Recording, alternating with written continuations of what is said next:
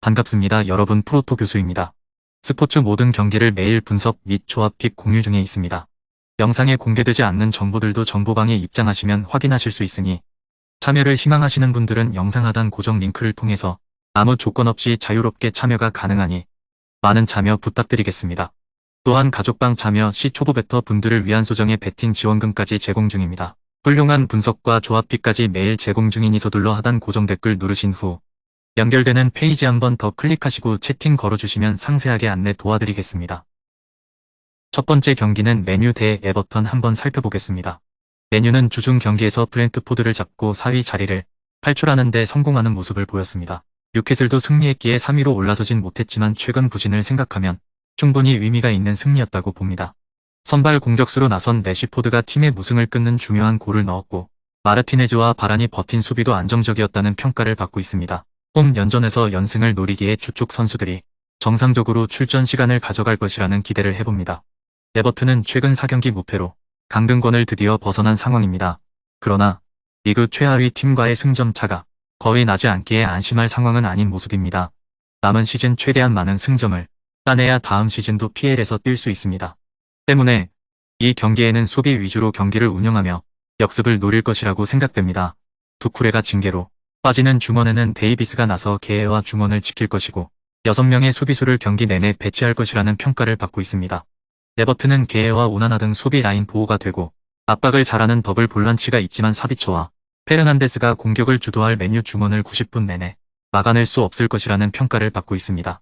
안토니와 산초 등 발빠르고 돌파가 좋은 윙어들의 지원 속에 래쉬포드와 베르호스트가 기회를 골로 연결할 맨유가 이번 경기에서 기분 좋은 승리를 따낼 것이라고 봅니다. 두 번째 경기는 울버햄튼 대 첼시 한번 살펴보겠습니다. 울버햄튼은 지난 노팅엄 원정에서 승점 1점을 따내고 홈에 돌아온 모습을 보였습니다. 그러나 5골로 팀 득점 선두를 달리는 포덴세가 그 경기에서 브레넌 존슨에게 침을 뱉은 사실이 적발되며 6경기 결장이 확정된 상황에 처해 있습니다. 황희찬이 햄스트링 부상을 털어내고 돌아오는 다행이지만 포덴세의 빈자리는 상당히 아쉽다는 평가를 받고 있습니다. 리그 14위지만 강등권 팀과 승점 차가 1점이기에 이 경기 승점이 필요한데 쉽지 않은 상황이라고 보여집니다. 첼시는 3경기 연속 승리를 챙기지 못한 상황입니다. 하위권 팀인 에버튼 상대로 홈에서 무승부를 기록한 이후 빌라와 리버풀 상대로는 승점 1점 추가에 그친 모습입니다. 빅클럽 팀으로서 흔치 않게 시즌 중 2명의 감독이 경질됐는데 이 경기부터는 팀의 레전드인 램파드가 임시감독으로 남은 시즌을 이끌 것이라고 생각됩니다.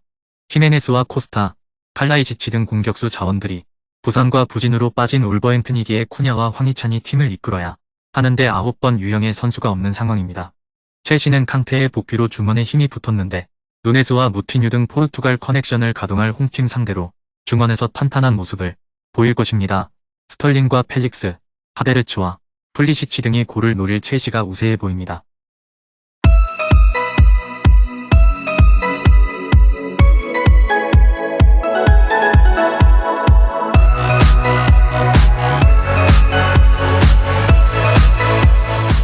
세 번째 경기는 토트넘 대 브라이튼 한번 살펴보겠습니다. 토트넘은 현재 리그 5위를 하고 있는 팀으로 에버튼 원정 경기에서 흐름 지배하면서도 승리를 하지는 못했습니다. 케인이 골을 넣었지만 교체로 들어온 모우라가 퇴장을 하고 경기 마지막에 찬스를 살리지 못했습니다. 히샬리송과 벤탄쿠르, 비수마 등의 부상으로 인한 경기 출전 불가 여파가 느껴질 경기였습니다. 그나마 콘테가 나가고 처음 했던 경기였음을 고려하면 계속해서 비관하지 않아도 될 전력이었습니다. 브라이튼은 본머스와의 원정 경기에서 퍼거슨의 화력을 내세워 승리할 수 있었습니다. 웰백이 경기에 집중을 하지 못하고 날라나가 부상을 당해 경기에 출전하지 못하는 상황으로 인해 최전방의 화력이 생각보다 적겠지만 마치와 미토마, 메갈리스터에 이서는 아스날과 맨시티를 빼면 어떤 팀에게도 밀리지 않습니다. 내일 경기에서 승리하면 5위인 토트넘의 승점 1점 차로 더 다가갈 수 있고 두 번의 경기를 아직 덜 치렀기 때문에 유리할 수도 있습니다. 평일에 경기가 있었던 양 팀이지만 토트넘이 하루 더 휴식을 가지고 진행하는 경기로 체력적으로 앞설 수 있겠습니다. 왕성한 활동량을 내세워 경기를 진행하는 브라이튼 팀이기 때문에 체력이 상당히 필요한 경기가 될 것입니다.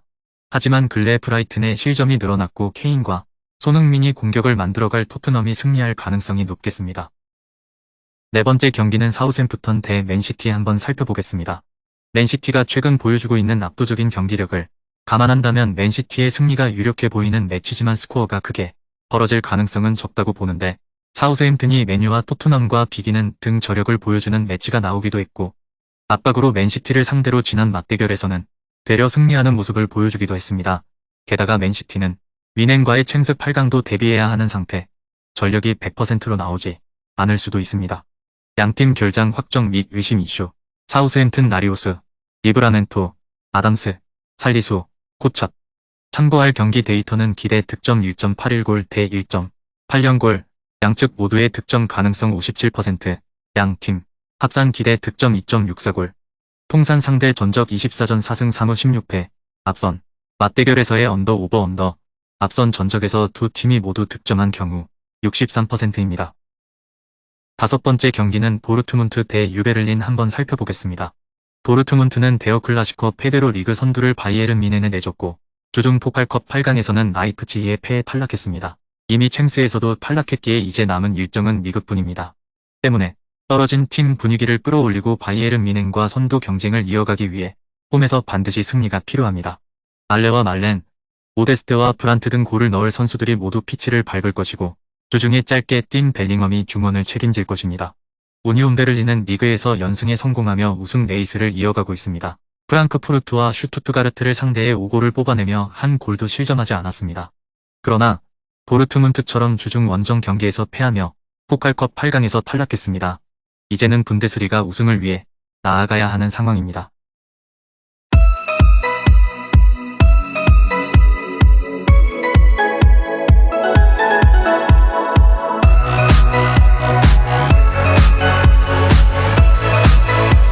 여섯 번째 경기는 프라이부르크 대 바이에른 뮌헨 한번 살펴보겠습니다.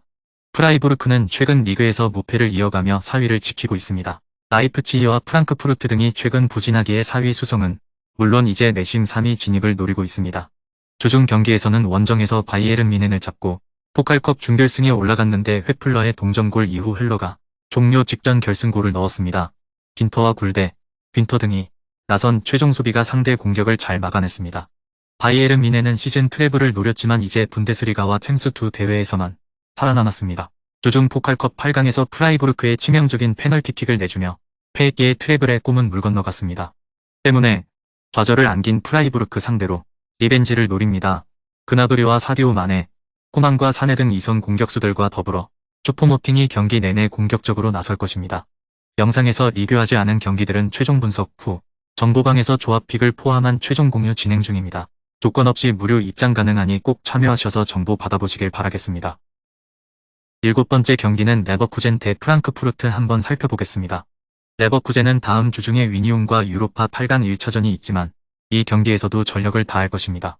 시즌 초반 최하위권으로 추락했던 순위를 끌어올려 이제 7위로 올라섰는데 다음 시즌 유럽 대항전 진출을 위해서 최대한 리그 승점도 따내야 합니다.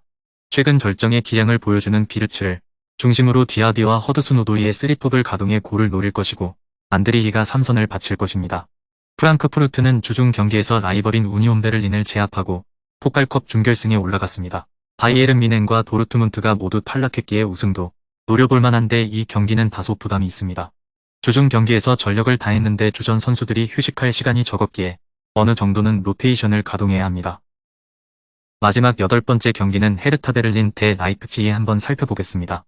전력에서는 누수가 있는 헤르타고 기동성이 수비에서 늘 문제가 되는 팀이라 라이프치히의 승리는 가능할 것 같은 상태입니다.